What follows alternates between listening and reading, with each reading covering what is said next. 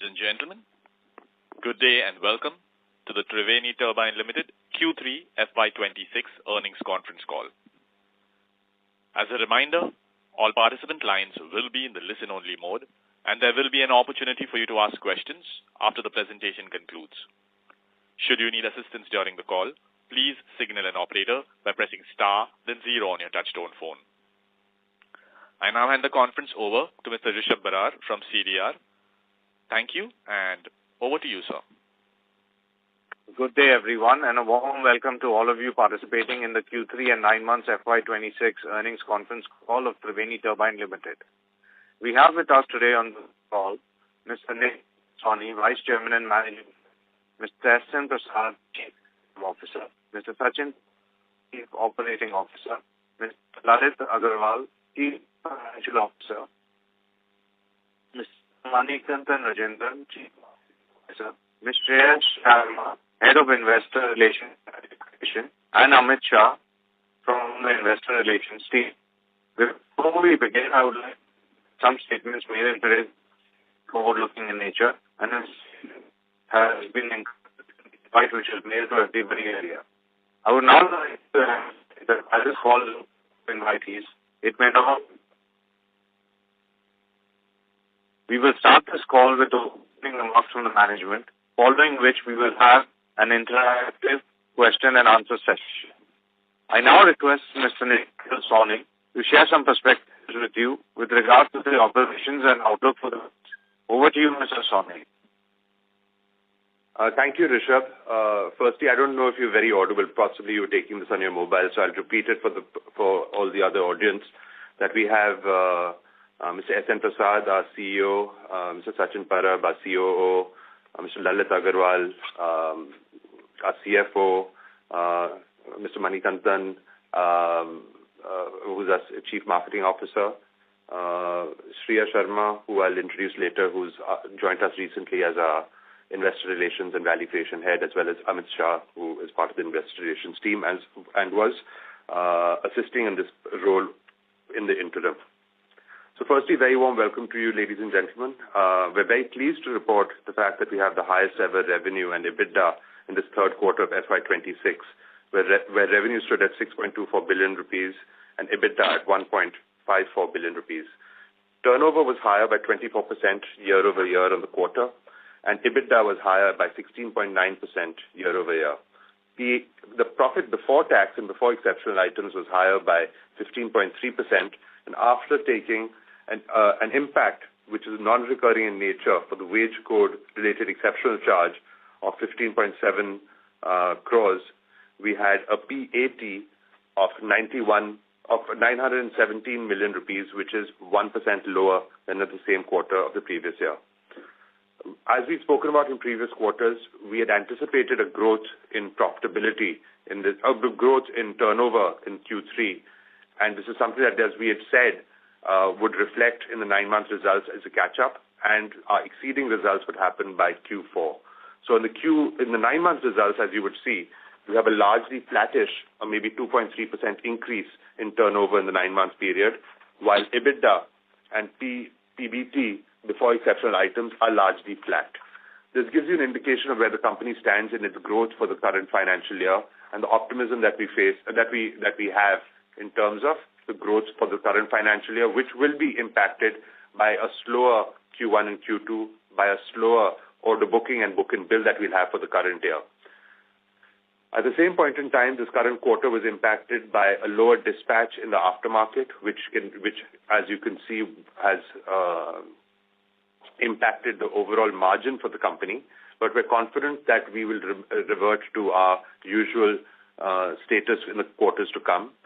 The current quarter also did have a significant amount of billing from our NTPC project, which is a slightly lower margin. But having said that, the company is quite consistent and confident on not only the margin profile and the growth for this coming year, but the growth in the coming year as well. Growth in the coming year, as you would imagine, would be driven by order booking, and our order booking for the current quarter was down by about 26% on a year-on-year basis. This was severely impacted by certain orders that we had on hand which would have allowed our order booking for the quarter to be commensurate with previous quarters.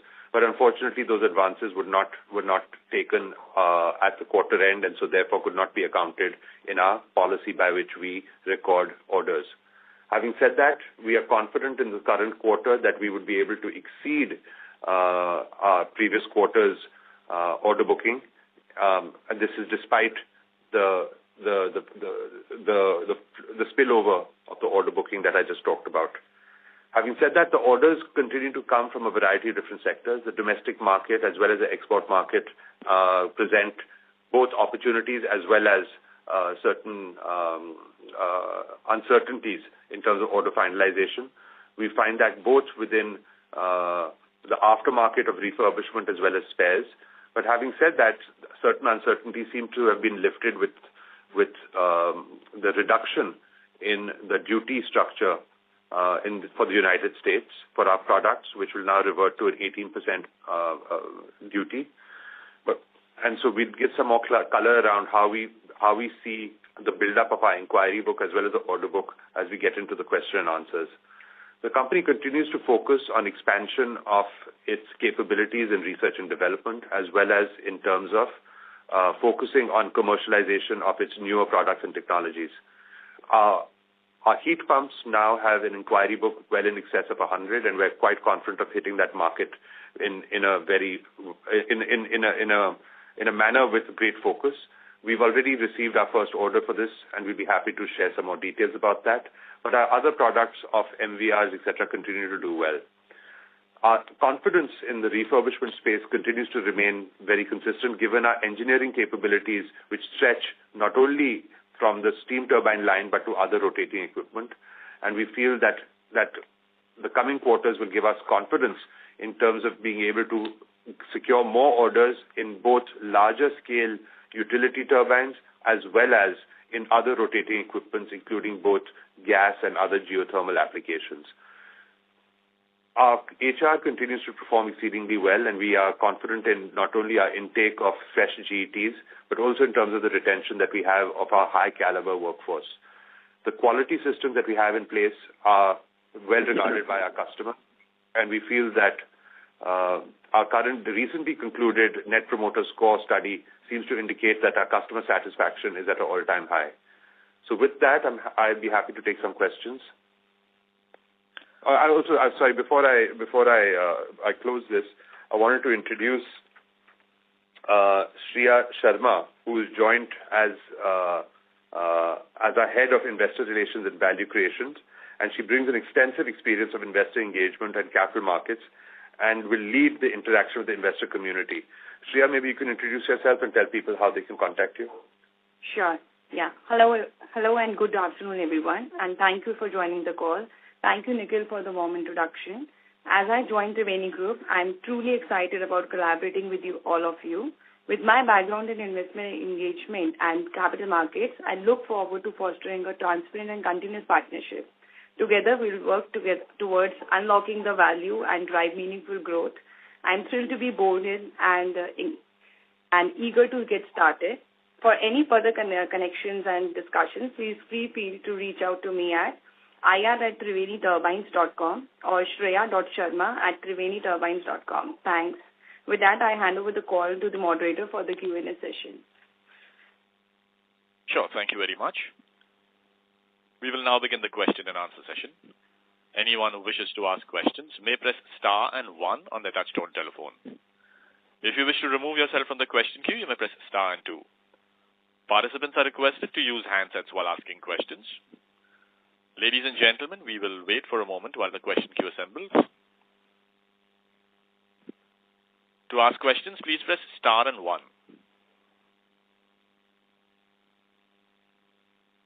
The first question is from Harshit Patel from Equirus Securities.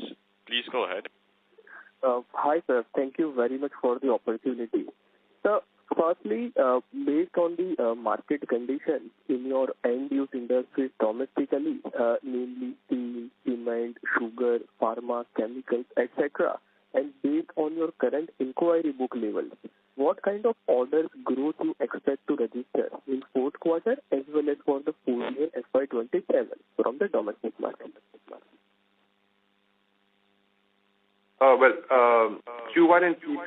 current financial year for the domestic market did have very good growth. From overall perspective, we are forecasting the company having a growth in order booking in FY26 compared to FY25.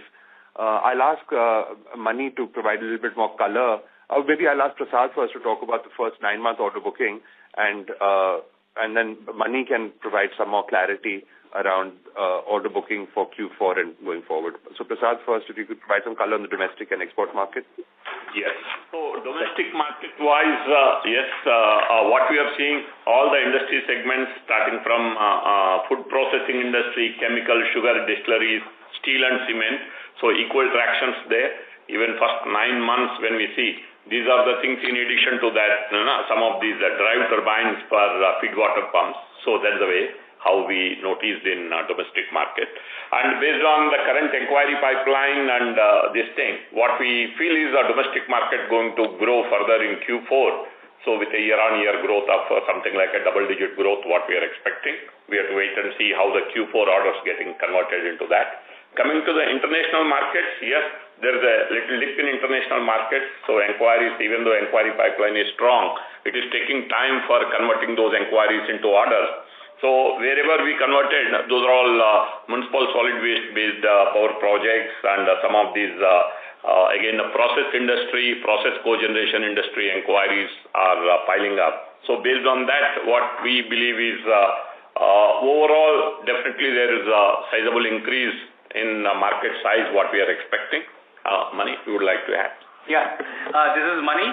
So in terms of sector-wise, we find steel, cement, are propelling very well, and also with our main product lines like sugar, distillery, those are also picking. We see a lot amount of opportunities, and in terms of inquiry pipeline, we have quite a bit robust pipeline going forward. We are waiting for these inquiries to be translated into orders in Q4. So we expect the healthy numbers as reported by Nikhil and Prasad to close the year with a healthy number from domestic market. Understood. Secondly, can you share an update on the orders received and the outlook for the new solution that we have introduced this year, mainly CO2-based heat pump as well as mechanical vapor recompression, MVR compressor? Yeah, I talked about this in our introductory remarks. The inquiries for both of these segments are very positive, and we have actually expanded. We have got orders in these new product segments. These new products allow us to really bring to market our technical capabilities and our engineering capabilities. They will not be meaningful from a perspective of turnover for the company, I think, for a couple of years. But having said that, they will provide us a greater opportunity to access customers, be closer to our customers, and to build greater technical relationships with them. Prasad, do you want to talk about the heat pump solutions that we have and how they?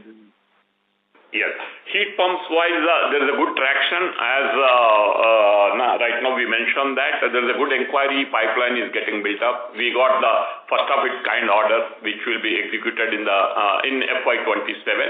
By seeing the traction and since the demo unit also we established here, so a lot of customers visiting and inquiry pipeline is building up. We are confident FY26 and 27 will be able to get good traction on that. Coming to MVR, initial orders we picked up, sizable around 7-8 orders which are under execution. That also we expect to commission those things in FY27. And MVR being a very, very adjacent product line, the customer showing a lot of interest on that. These two, we believe FY27 will be a good year to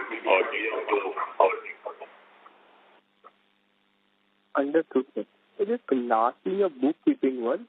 What is the loss posted by the US subsidiary in the 9-month FY26? And also, if you can share the performance of South African subsidiary as well, that will be helpful. The loss of the U.S. subsidiary was, I believe, 21.7 crores in the 9-month period. Lalit, can you confirm that? So the loss for 9 months is around 21 crore. That is right. That's the right number. Yeah. Now, having said that, obviously you bring up a point that our standalone profitability of the business is significantly higher on a margin perspective, and we are again for the second year in a row absorbing both overhead and other costs from the U.S. subsidiary. I'll ask Mani to talk a little bit about the outlook for the U.S. subsidiary and the inquiry base that we have there, and then we'll look at South Africa separately. So Mani, can you first talk about the U.S. subsidiary in terms of how you're looking at both the refurbishment and aftermarket as well as the new product inquiry base? Yeah, in case of inquiries for the new product, there has been a substantial increase in the number of inquiries, mainly from the data centers, SMRs, and we are also getting inquiries on our key product like steel, cement, and paper and pulp. Now, with the tariffs now coming down, we should be well placed to convert these inquiries. While they were there, because of the tariffs, there has been a delay in the decision making, but with now tariffs coming down, things could be materializing in the coming quarters. With respect to refurbishments, there has been proposals and inquiries from the geothermal plants as well as the IPPs. We not only for the steam turbines but also for the other rotating equipments. So we are focusing on those with our shop being established. We are seeing tractions and customers are visiting our factories and we see good tractions going forward. In South Africa. Thank you. On the South Africa subsidiary question, as you know and as we've reported, we've taken complete 100% control of TSE Engineering, which has been reported to the exchanges, and we would look at unifying our operations in the South African market. Of course, with this unified approach, we would be expanding the scope from the SATC region to Sub-Saharan Africa and see a great scope of growth of both new product as well as aftermarket business in the African market. Again, Prasad, can you provide some visibility on both the aftermarket scope through the South African subsidiary? Yeah, yes, sir. South African subsidiary, as we are increasing the scope to Sub-Saharan Africa, so there is a good refurbishment opportunities pipeline there with the experience from ESCOM that will be taking to other African countries. So with this unified approach, so both refurb and the service opportunity pipeline is building up. So FY27 will be interesting year for that with these focused efforts. Africa, we are quite bullish on that, especially on the utility segment refurbishment. Understood. Thank you very much, sir. I'll come back in the queue. Thank you. Thank you. Before we take the next question, a request to participants to please limit your questions to 2 per participant so that the management is able to address questions from all participants in the conference. The next question is from Amit Anwani from PL Capital. Please go ahead. Hi, sir. Thank you for the opportunity. So first question on the delay in dispatches which started at the beginning of the year, and I assume that there has been a good recovery this quarter on that. Wanted to understand what portion has already been dispatched and what is the status on delays in dispatches. Second, yeah. Yeah. So first, let me finish your first question, which is on delays. Some of the delays will not be able to be caught up. But as you see from the 9-month performance, we're about flat from a 9-month basis, and as we'd suggested that the growth would really come back-ended, and so it will come in Q4. So while we've had a record turnover and profitability in Q3, we expect Q4 to be another record and a much more significant record. But as you would imagine, it's difficult to catch up all the growth and to exhibit that in Q4 itself. There are pressures in terms of ensuring that we don't compromise our balance sheet and payment terms just to dispatch orders, as well as the availability of raw material which is required for final assembly and the availability of customers for inspections. But keeping all of that in mind, the team is quite alive to these risks and is quite confident that we will end the year on the high that we are forecasting. This will be not only from a revenue perspective and profitability perspective, but also for order booking. We believe that order booking itself these deferment of orders which we didn't receive advances for will come into this Q4, and the normal order booking that we were expecting from Q4 would only allow us to exceed any previous quarter in terms of order booking. Having said that, what you would recognize in this current financial year is the lumpiness of the way that orders come in and the lumpiness by which revenue is both accounted for and billed. This is happening because as we approach newer market segments and larger turbine orders, this will make the business a little bit more lumpy until our turnover reaches a higher level where these orders become more routine.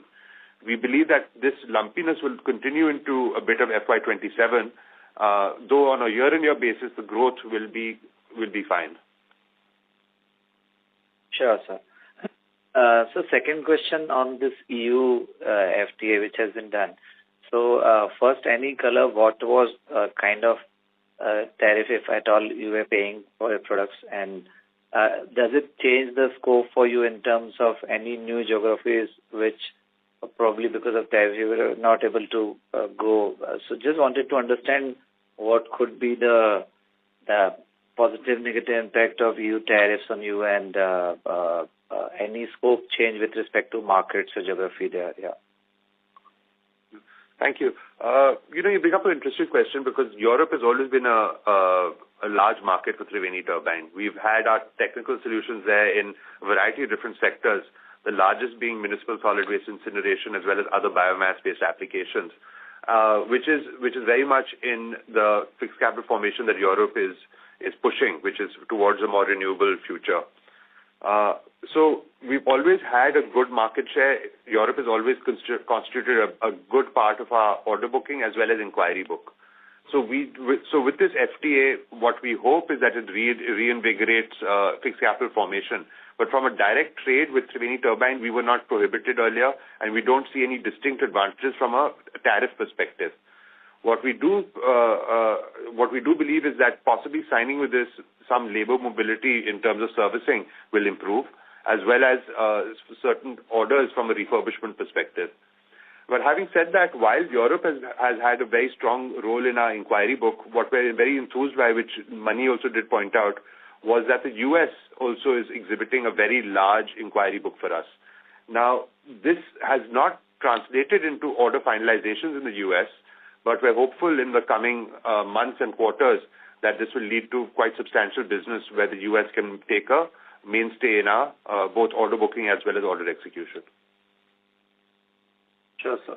Just a follow-up. So is it fair to assume that the export still will be better growth than the domestic business for next 2-3 years? Probably maybe between 15-20% for exports growth. Is it something we are eyeing, since now US probably is better off after the tariff reduction, and Europe also we saw dispatches and a lot of challenges 3-4 quarters. So are things normalizing, let's say, in next 2-3 quarters, and then we are back to decent growth in exports? Well, so exports is always going to be a focus for us, both from new products as well as from the aftermarket side.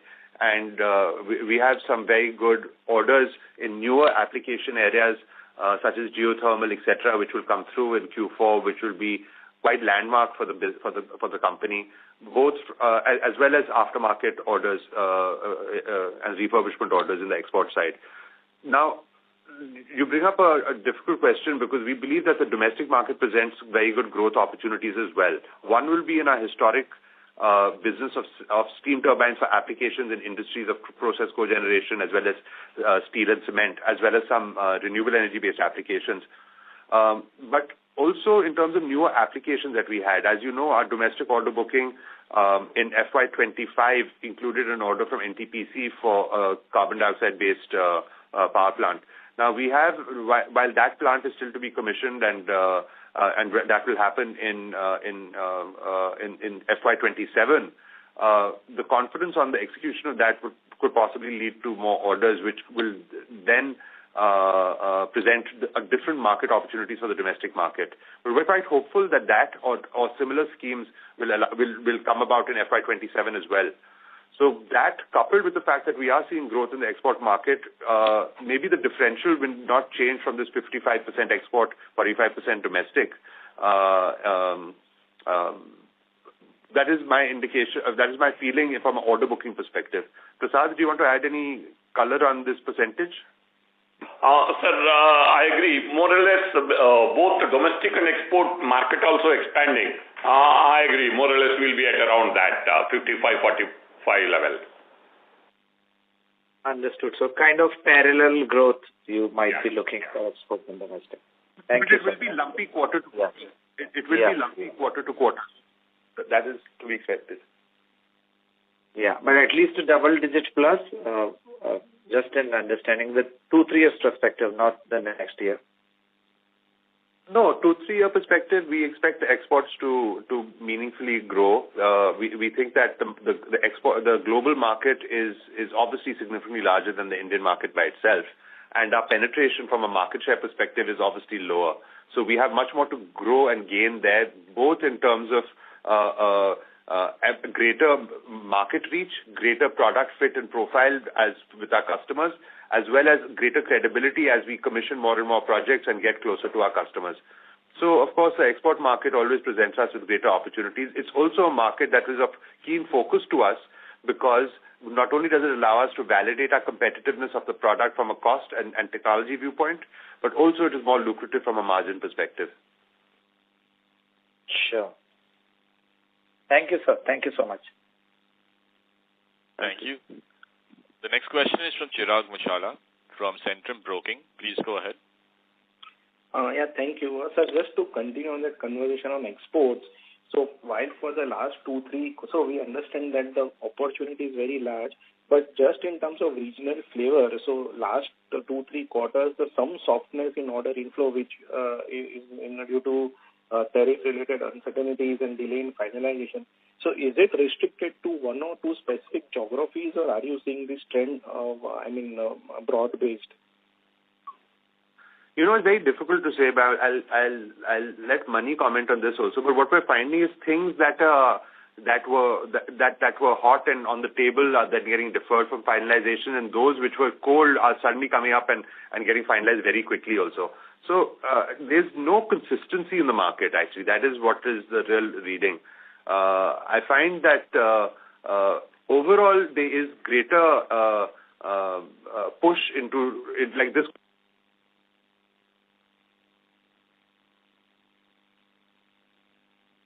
Participants, please stay connected. We seem to have lost the line for the management. Please stay connected while we reconnect the management. Ladies and gentlemen, please stay connected.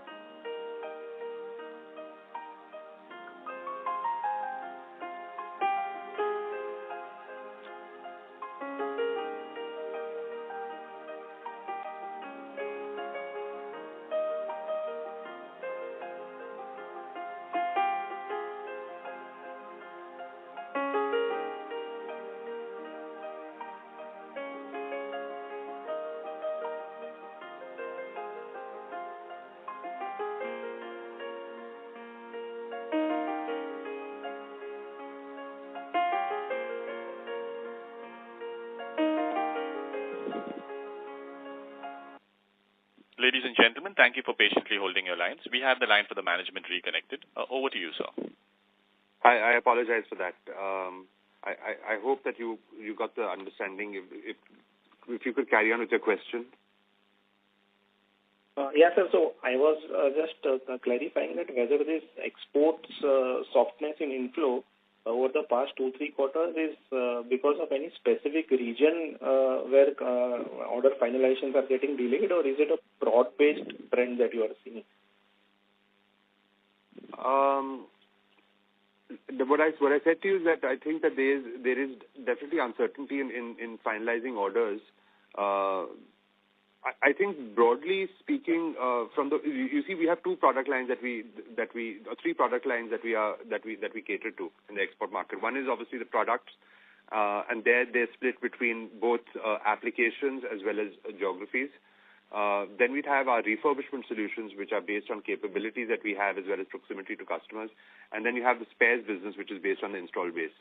Now, the spares business is somewhat more consistent in terms of demand, but it would present I would say a lower aspirational growth trajectory because you can't push excess sales there. The refurbishment side is providing us very good inquiries, and it will be lumpy in terms of the way the orders come in because they are larger in scope. On the product side itself, it depends from geography to geography. We've traditionally been, for example, we saw softness in Southeast Asia, but in newer applications such as geothermal, we're finding very good reception from that market. Now, it depends on how demand is coming up. Mani, do you want to add a little bit more color into what I just said? Yes. Apart from tariff, what we see is also the geopolitical issues, which is holding back the decision making. So that is what is getting into the order finalization. Now with one by one getting released, more or less going forward, we think the order finalization time, which is now taking more time, would reduce. This is what we say. And with respect to your market, as Nikhil said, Southeast Asian market, in terms of the existing product, yes, there has been a delay in decision making. However, with newer products, we find there have been good traction. And in the Middle East and Europe, it is mainly on the geopolitical. On the Americas, it's on the tariff. So these are the things which is holding back the customers. Okay, sir. Thanks. And sir, secondly, since in FY27, a large part of NTPC order would get commissioned, and also currently our order book mix has shifted in favor of domestic since the domestic inflow have been better over the last 3-4 quarters. So do you see any risk in our existing EBITDA margin for FY27 specifically, since it will be NTPC and domestic market heavy? So you see, for the 9 months, we've already had about 70 odd crores of billing NTPC in the current quarter. Okay. We'll have 50% of revenue recognition of NTPC within this financial year, 50% in the next financial year. And what you find in the 9-month period is that our EBITDA margin is quite consistent between FY26 and 25 from a 9-month perspective. We always think that our margins are quite comfortable. It will change quarter to quarter on the amount that we may bill from an order like NTPC, but it will not have any significant movement on our margins. It will move around. Traditionally, we've always said that it will be about 20% on a PBT basis, and we continue to maintain that. Okay, sir. Sure. Thanks a lot. Thank you. The next question is from Saif Sohrab Gujjar from ICICI Prudential Asset Management. Please go ahead. Thank you for the opportunity. So, first question is, maybe I missed it. Could you just repeat 4Q order inflow expectation on both export and domestic side? Can you repeat that question again? You export and domestic for which period? For 4Q, I think you mentioned about the order inflows, right? After having 3Q, which was lower. What sort of order inflows on domestic and export do we see? In Q4, we had an order booking in Q3 of 391 billion rupees, which I'm going to say is about 200 plus crores short of what our average has been in the previous quarters. And that is exactly the quantum of orders that were sort of deferred because of non-receipt of advance. And we expect that in coming Q4, we would be able to sort of make that up as well as revert to our sort of normal average order booking. So when we look at Q4, both from a domestic and export perspective, we expect Q4 to be much more export-oriented in terms of the orders that we would get, which would revert then our order booking position to our recent averages, which is more skewed towards export. And second thing, on one of your earlier remarks on U.S. markets, there was a mention of inquiries and products which include even the data center part. So can you highlight, are these part of the combined cycle plants for the steam turbines or something else? So, yes, you bring up an interesting point, and I'll let Mani speak about this. There are very large inquiries, a very, very large number of inquiries. What we found is that given the fact that gas turbine manufacturers are booked out for 5 years, there is a tendency of players or developers to look for combined cycle applications because of the non-availability of capital infrastructure from the gas turbine side.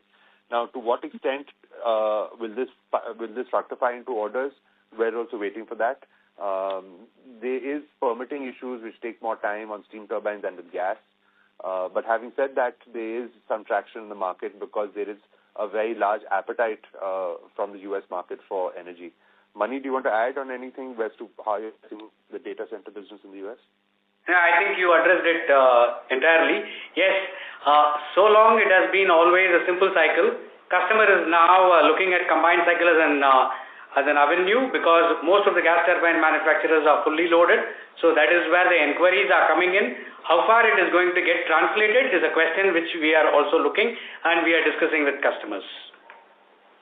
Just to understand the quantum, how large can be each of these? I'm sorry, what do you mean, how large will each of these be, like in terms of value of megawatts? Yeah. Our inquiry book is extremely large.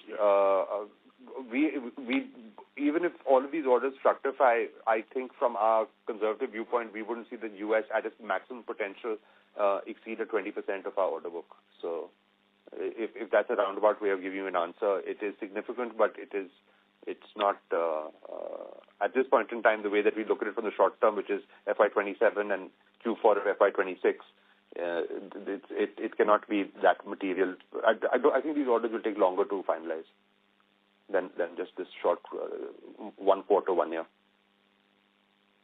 Yeah, okay. And all the best. Thank you. Before we take the next question, a request to participants to please limit your questions to 2 per participant. The next question is from Dipesh Agarwal from UTI Asset Management. Please go ahead. Yeah, hi. Nikhil, just one clarification.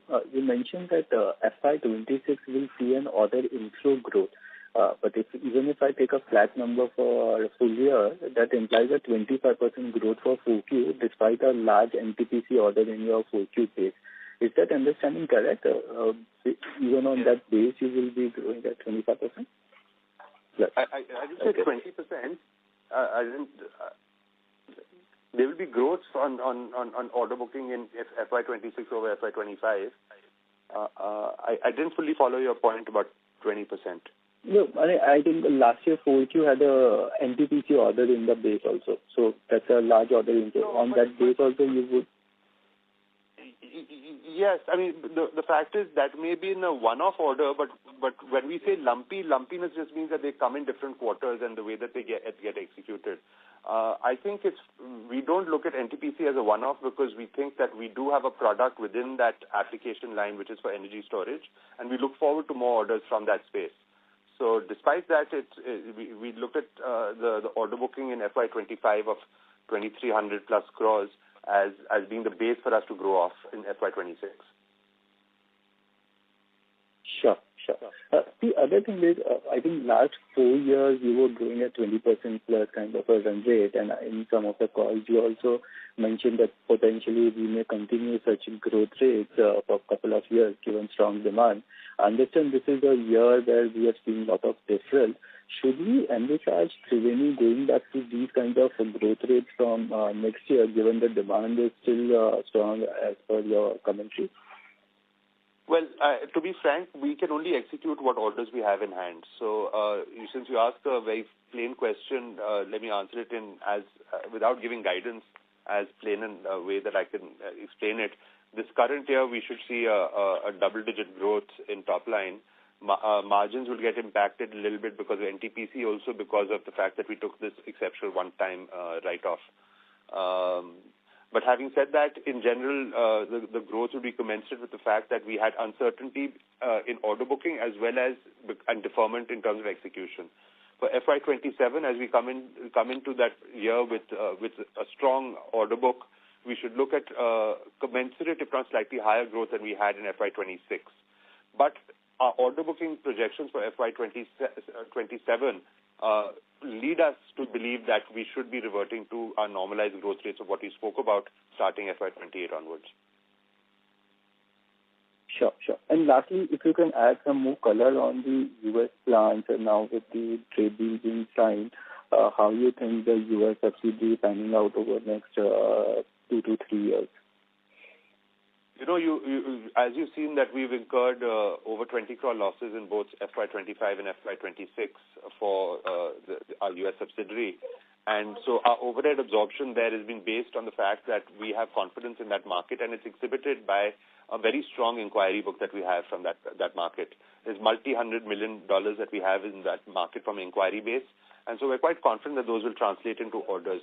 As uncertainty dies with trade as to how we would actually supply from India, both for product as well as for the aftermarket, including refurbishment, I think the U.S. will add incrementally more to our order book. Given the fact that the tariff has come down, it's a little premature for us to see how quickly this will translate into orders, but what we can say is that it will translate quicker than what we were assuming a quarter or two ago. So if I look 2-3 years down the line, I feel that the U.S. market should contribute meaningfully to Triveni's both top line and bottom line. Of course, we already have turbines and the refurbishment business that's happening here. Do you want to add anything to this, Prasad or Sachin? Sir, as you rightly mentioned, yes, inquiry pipeline is strong and market acceptability is picking up in that based on the inquiry pipeline and what customers visit our facility and all. So that is, as you mentioned, that yes, this is going to be a good opportunity market for us going forward, but it is taking a little longer time than anticipated. I think you want to add. Yeah, just adding on to what Prasad and VCMD have said, although the order finalizations have taken longer, but whatever few orders have been executed by our U.S. facility, it has found good acceptance, and the satisfaction level of our customers are really very encouraging, and that is resulting in repeat orders from the customers and therefore creating the opportunity for good references for new inquiries to be generated. So while on the short term the performance is not something to write home about, but in the short term to medium term, I think the outlook is very bright. Thank you. Sure. Thank you and all the best. Thank you. The next question is from Amit Mahawar from UBS. Please go ahead. Yeah, hi Nikhil. I just have quick 2-3 questions. First is, if I heard it right, even if I exclude NTPC broadly, I think you meant 10% growth on the, ex of NTPC orders for this year. That was right? Yeah, we're projecting growth in order booking for this current financial year. I couldn't, I'm sorry, I'm taking it from my mobile now. I couldn't hear that fully. Yeah, no problem. So even if I exclude the 2.9 billion, this is more excluding 2.9 billion in Q4 last year. No, but so you should not exclude it. I'm trying to say that as a concept, you should not exclude it because it's not, we are not looking at that as a one-time order. We would aim to get more orders on the same application as well from the same customer, given the performance of the plant. And all indications are that the plant will perform to its intended. That is very clear, Nikhil. That is very clear. Thank you. Second question is maybe if Prasad and Sachin can chip in. In US, 25, 26 are investment years. 27, 28, do you think, what kind of size in business basis the inquiry and the translation rate? Because, you have particular belts in U.S. where you're targeting the energy belts in U.S. 27 and 28, broadly, you think, we can have 200-300 crore revenue base in U.S. or it's too early? Some color on the kinds of references in U.S. we're targeting, and I'm sure when you compare and give the reference from India, businesses, the translation can be faster. For example, if you showcase a WHR working in India that you've supplied, a similar customer in US will translate faster. So any color there by the team? I think,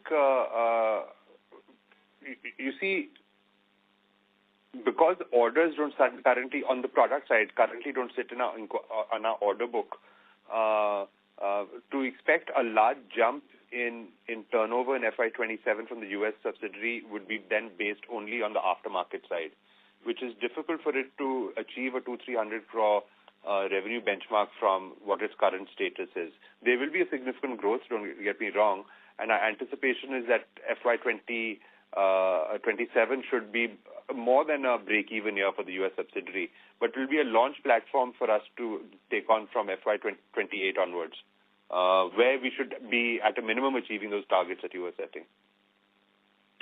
That is very clear. Thank you. And the last question is, broadly, if I size up the opportunity for Triveni, we're very clear about up to 30 megawatts, but as we move larger, especially in the API drive and power generation turbines, the market size is not very, very clear, and it can look optically very large, but the translation and penetration can be very difficult. So any color on, again, I'm sorry for the timeline, but 12 months to 24 months, what size can we move on the larger turbines?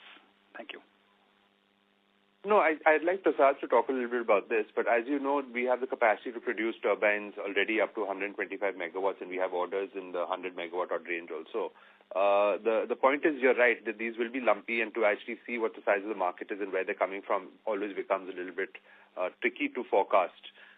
It's more difficult from the execution side as well, from a perspective of inventory planning, as well as manufacturing capacity is not the constraint. Inventory planning is a little bit more of a constraint for larger size turbines.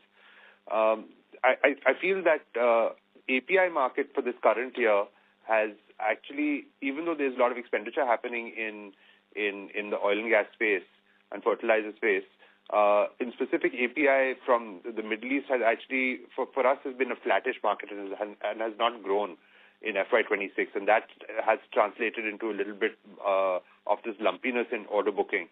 We see that from the inquiry side, it's still quite strong, and when inquiries in the API exist, they do translate into orders. It just takes some time based on order booking.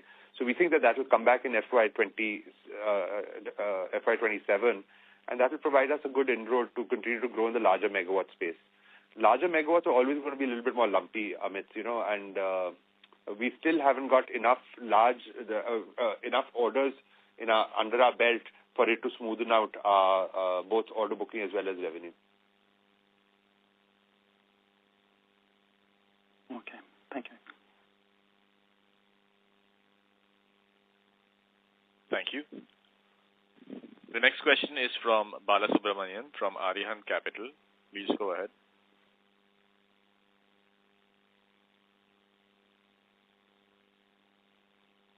Mr. Bala Subramanian, you may go ahead with the question. There seems to be no response from the line of Bala. We move to the next question. Sir, I'm audible? Hello? Yes, sir, we can hear you now. Please go ahead. Yes, yeah. Please go ahead. Good afternoon, sir. Thank you so much for the opportunity. Sir, we are entering into geothermal applications and BFW drives. Just to want to understand which are the specific applications we are targeting and what kind of contributions we can expect over the next 3 to 5 years time frame. So, you bring up an interesting question. Both of these are growth markets for us because our technology solutions are very appropriate for it, but also we've had historically a lower market share in these segments. Geothermal is really about getting. We've had great successes in the refurbishment side in the space, and the product orders have also now picked up, and so therefore that will represent a good growth opportunity for clean, renewable firm power that is required by customers. On the boiler feed water pump drive market, as the energy mix is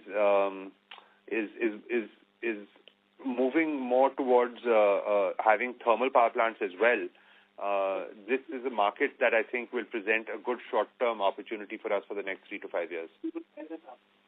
Okay, sir. So my second question is utility auxiliary drive turbines. The potential market size is around 50 to 55 turbines over the next 2 to 3 years time frame.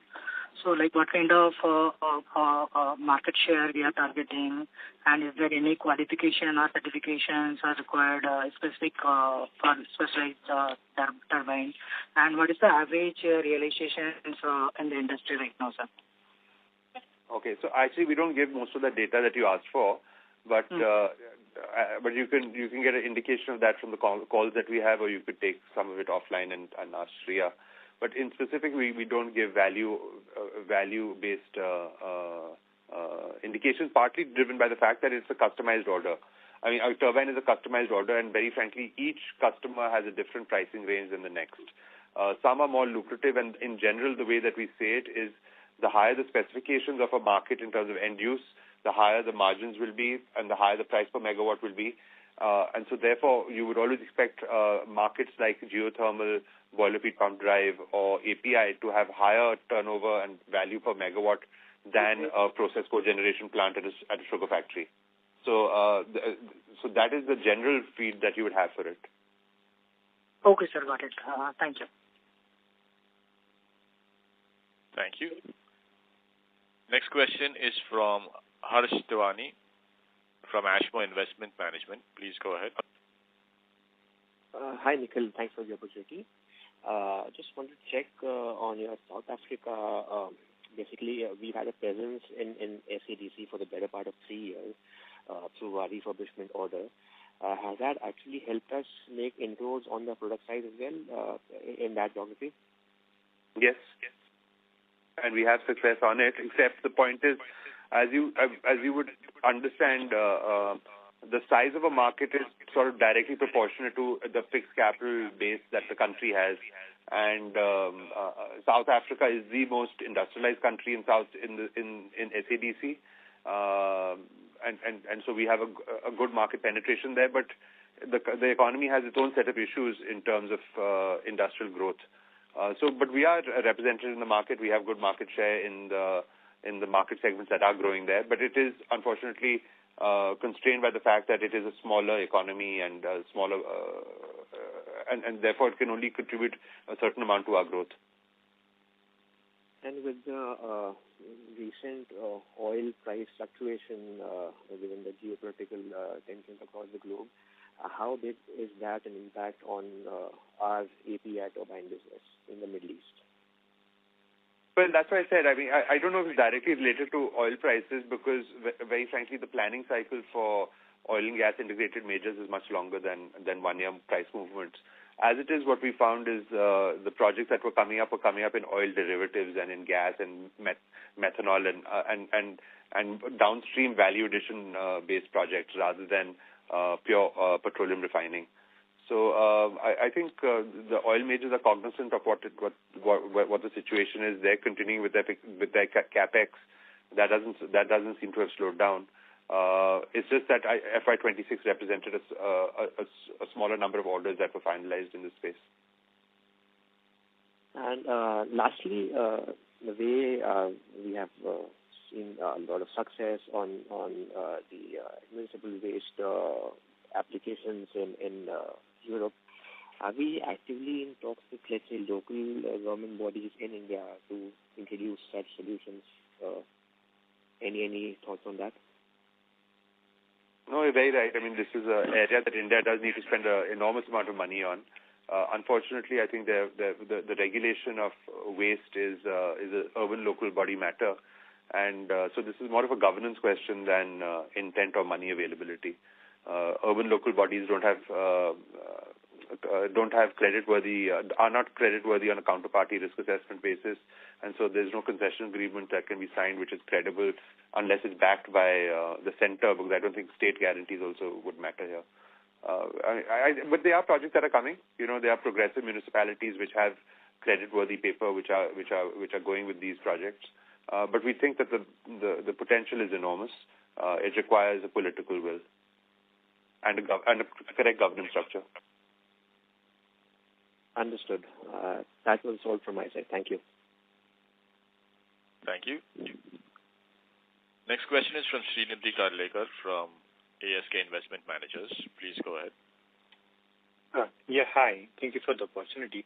Sir, again on this USA opportunity, would it be possible to comment on sort of competition you have got in this opportunity? Of course, there's competition. Is it similar to what you have in India, or nature of competition? Players, if you can comment. It's similar to our competition in Europe. Okay. But there are no local turbine producers in the United States. Okay. Understood. And just correct me if I'm wrong, it appeared to me that the U.S. opportunity, at least the large part of U.S. opportunity, is it emerging from the supply constraint on the gas turbine, or even on its own, it's a large opportunity that will emerge? Yeah, the second part, both are right. You see, the U.S. is a continent by itself, so demand that comes from the southwest is very different from the northeast and northwest. And the Midwest, in fact. And the applications are very different. For us to get known by customers, it takes a little bit of time. You have different issues that happen from the refurbishment side, where because of the federal structure of the United States, for us to execute work on the servicing of plants which are in different localities and jurisdictions, requires zoning and licenses. It's actually quite it's a learning for me also, but it's quite a bureaucratic country. Okay. Yeah. And so just on the data center, as this market evolves, will it largely be a simple single cycle gas turbine market, or as these companies try to reduce energy intensity, it will evolve into a combined cycle gas-based application? So, on utility scale gas turbines, I think about 50% of the market there is simple cycle, 50% is combined cycle. That's from a planning perspective. When you get down from utility scale gas turbines to the less than 100 megawatt, I think about 70% are simple cycle or 80% are simple cycle. The reason is that either these plants are located where the availability of raw material, such as water, is poor, and so therefore it's not a viable option. Now, in power-hungry applications, and if water is available, it sort of makes sense for you to do it. It's better for you to have planned a combined cycle from the beginning as an add-on to a simple cycle, because there's certain configurations of the plant layout, etc., which benefit from that adequate planning. And I believe that most data center operators are planning for that because if you have data center in a particular locale, for you to move from a simple cycle to a combined cycle is just lowering your cost of power. So it's a logical move. How much will happen will be based on availability of water in specific locations, and if it follows the same trend of about 20% to 30% being converted, then that's what we could expect as well, which is on the non-utility side. Utility side is about 50%. Right. And last one, if I may. Sir, I wanted to understand in our conventional cogen kind of industry and market in India, is the opportunity intensity reducing because these companies want to go more green, want to consume power which is more renewable? Like, for example, what opportunity used to emerge from a 1 million ton typical steel plant 5 years back and what is now? Is the whole opportunity size unchanged or reduced or increasing for you? So in steel, it's the same, because you see any process that actually uses heat as any continuous process that uses heat as part of the process or emits heat as part of the process would necessarily generate power on site. So our competition really isn't against grid power for majority of these applications. It's based on the concept of cost of capital. So the higher the cost of capital, the more relevant our propositions become actually, and the more worthwhile they are.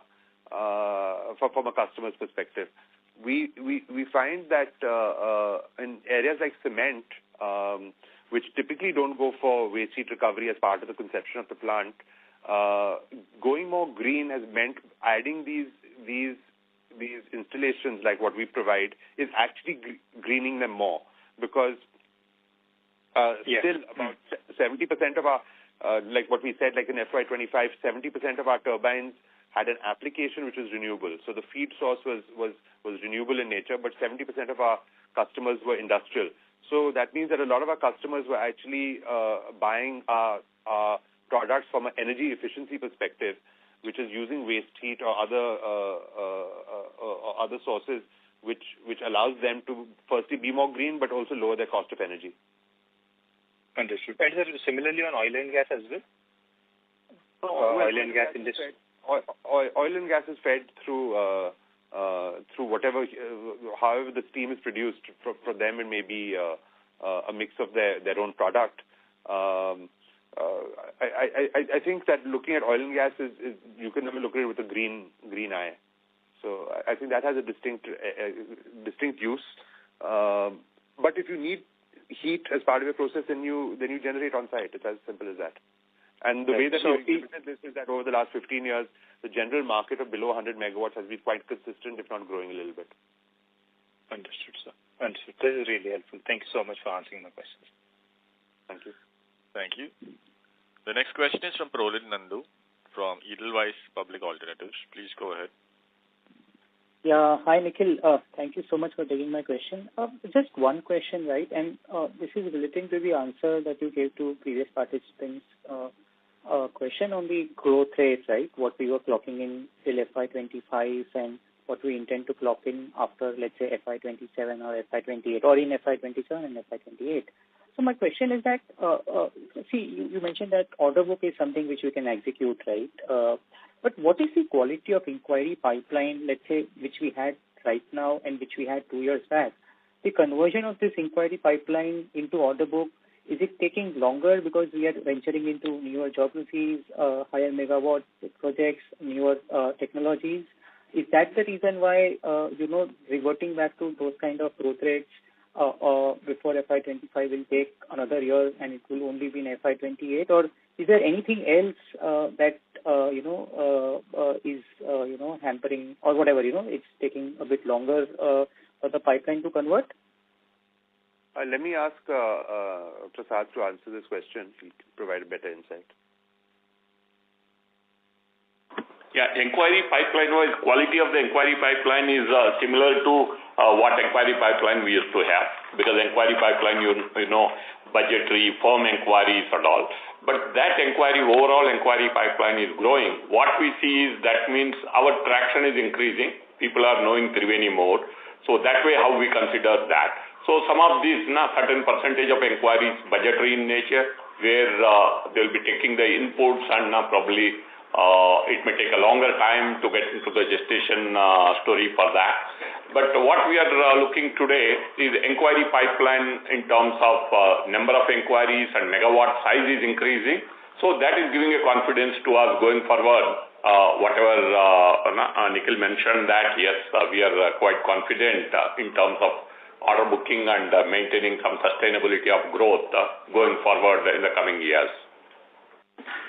It's difficult to get a consistent answer for you. Yes, you're right, and our feeling is that inquiry finalization is taking longer. Reasons differ from people to people, but the main underlying reason is that there's a lot of uncertainty out there. You have a clear push towards more energy-intensive infrastructure, both from data centers as well as metals and mining, etc., that require it. So there's a clear tailwind in that regard. So our confidence is coming from the fact that our inquiry books and our conversation with customers is leading us to believe that demand exists. How quickly will that translate into orders? Well, you'll just see the difference between Q3 and Q4, of this financial year.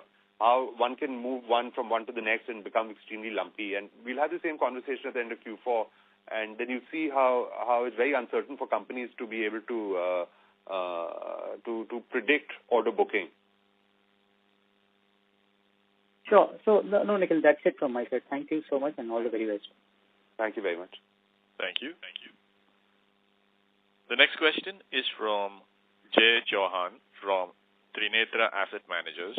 Please go ahead. Good afternoon, and thank you for the opportunity. So I just had one question. Could you help us understand beyond customer relationships, what are the key in-house capabilities and system level strengths that differentiate, Triveni from precision engineering suppliers, and how does outsourcing fit into this model? Outsourcing is a cost structure question, so that's independent of that. It's ultimately you're providing quality to the customer. So the question isn't only about service and being able to get the customer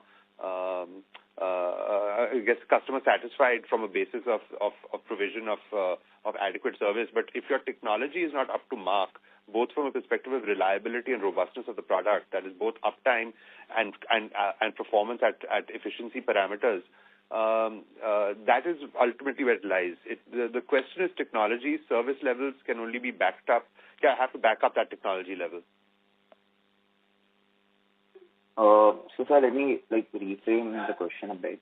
For example, at a value chain level, which capabilities are considered core and retained in-house versus outsourced, and just beyond customer relationship, is there any key technical or system level differentiators that separate Triveni from precision component manufacturers? Well, I can't talk about others, but I'll tell you what. For us, we are like you said, a precision technology company for rotating equipment, and our focus starts with technology and our investments into rotating technology, both from fluid dynamics to structural analysis and finite analysis and other aspects, because there are so many multiple touch points and variations and variabilities that exist in our product configuration. More than that is the fact that we have to actually produce a quality product, and so we don't while on R&D basis we work with institutions to help validate our technologies and platforms. We think that areas such as quality, assembly, testing can never be outsourced. Those have to be in-house, because not only does that allow for validation of your own technology, but you have to then be able to take the liability of that in front of your customer. So ultimately, because you live with your customer for 30, 40 years, the more important thing is that what you have to do is to ensure that you're able to keep the customer satisfied from a technical viewpoint through that life cycle. Now, there are multiple viewpoints, there are multiple things that come in between. Maybe we should take this offline, because it's not a question that we could answer in just 2 minutes. Understood, sir. That's it from my side. Thank you. Thank you. Next question is from Salil Desai from Marcellus Investment Managers. Please go ahead. Hi, Nikhil. I want to kind of make sure I understand this right. In the US, what you're saying is that credentials have been established. Now it's just a matter of time before you build scale, and then things kind of start falling in place in terms of profitability and so on. Is that right? Well, the orders themselves need to come up for finalization. So the point is, it's not a question of so it is a question of demand actually has to exist. Demand meaning you see, inquiries exist, meaning that there's an indication of demand, but demand finally has to come out. There has to be a job for you to bid on. Fair enough. But other than that, there's no constraint on what you can be in terms of competitive positioning there, right? Well, of course, our brand we need to make sure that we're in front of the customers. I don't know how many customers in the United States will be familiar with the Triveni brand, and the brand is not only a question of having supplied elsewhere in the world. Customers want to see a running reference point in their backyard, in their industry. So to be able to convince customers of that is the next question, And so we are practical in the constraints of the market and that we face. But time should address most of these, right? You have a few supplies, you build references, and then it performs as it exactly. Should, and then you get right. Okay. We think growth will be steady. It will not jump up. I'll be very happy to jump up overnight, but right. And lastly, again on this U.S. tariff reduction, right? Does that materially change your competitive positioning, or you think again, all these issues that you spoke about will anyway play out? No, I think what it will allow is I think quicker finalizations from our end users, and we will benefit from that. The U.S. market is a rich market, so they could even have possibly still placed orders with the tariffs of the previous tariffs. This will just allow for a better return for both. Obviously, the tariff reductions will have to be passed on to customers. Of course, right. That's all. Thank you. Thank you. The next question is from Mohit Surana from Monarch Network Capital. Please go ahead. Thank you for the opportunity. So one question with respect to data center. In terms of the inquiry pipelines, what kind of capacity turbines in terms of range that we are getting the inquiries for? Is it less than 50, less than 100? What kind of inquiry pipelines are we getting the inquiry for? And second... There's nothing typical about it, because even in data centers, it all depends on the size of the data centers, etc. So you'd have both 70 megawatt operations and 20 megawatt operations as well. Typically, the way it is that for every 3 megawatts of a gas turbine, you'd have 1 megawatt of a steam turbine. Right. Understood. And sir, in terms of refurbishment or the services part of the business, are we taking orders for both steam and gas turbines, or are we limited only to the gas turbine services business?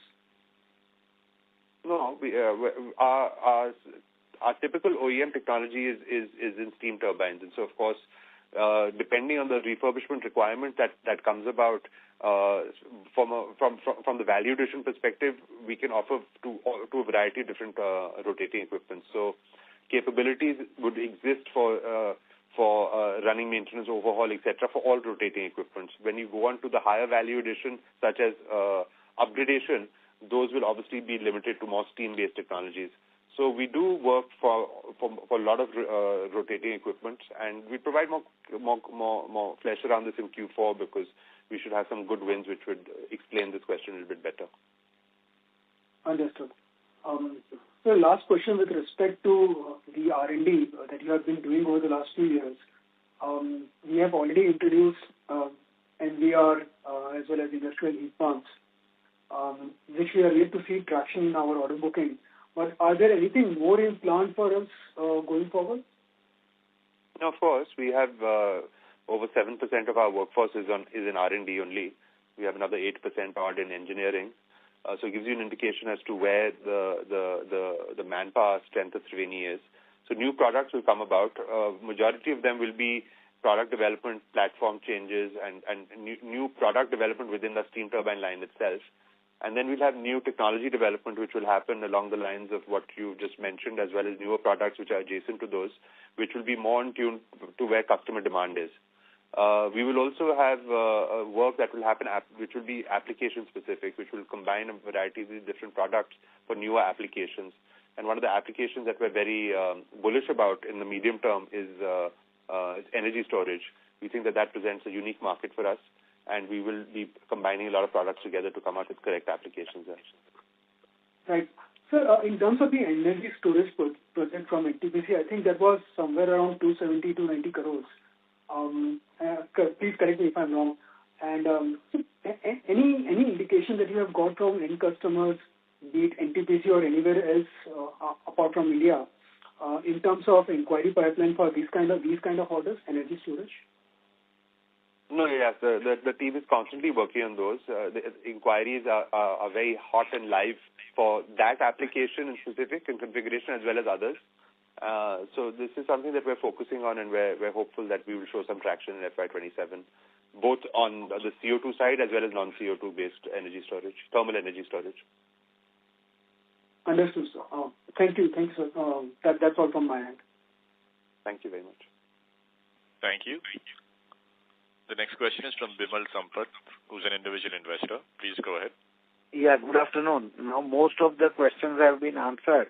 Just this thing. Now, seeing that we are facing a slowdown in our current product line, are we now thinking, because we had developed some more in rotating equipment and, new. So now are we looking, in future, will we have to add more products to come back to our growth of 25-30%? How are we looking? I think that our core will remain the core for the time being. We will change some of it.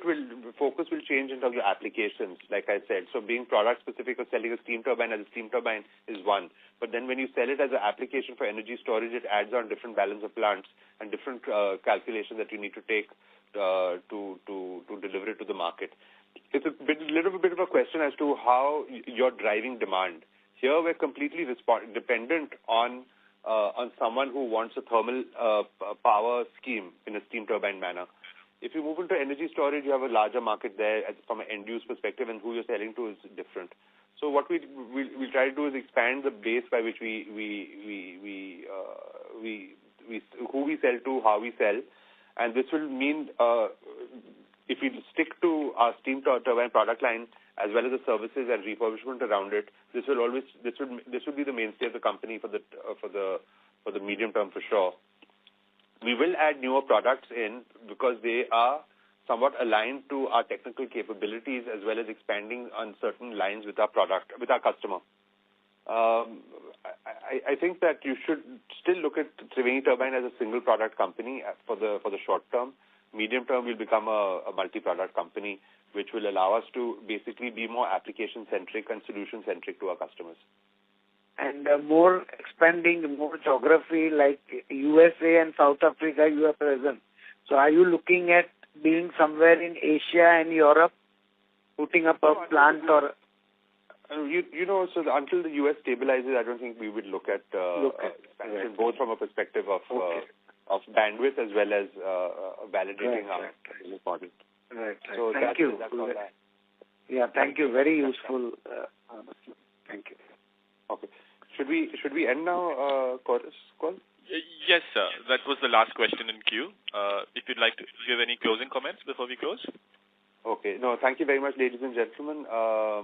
I feel that we've said a lot on the call, and hopefully if you missed it, you'll be able to pick up on the nuances that I've said while on the transcript. But again, very happy to welcome Shreya here. Her details are at the end of the investor brief, so please do reach out if you have any questions.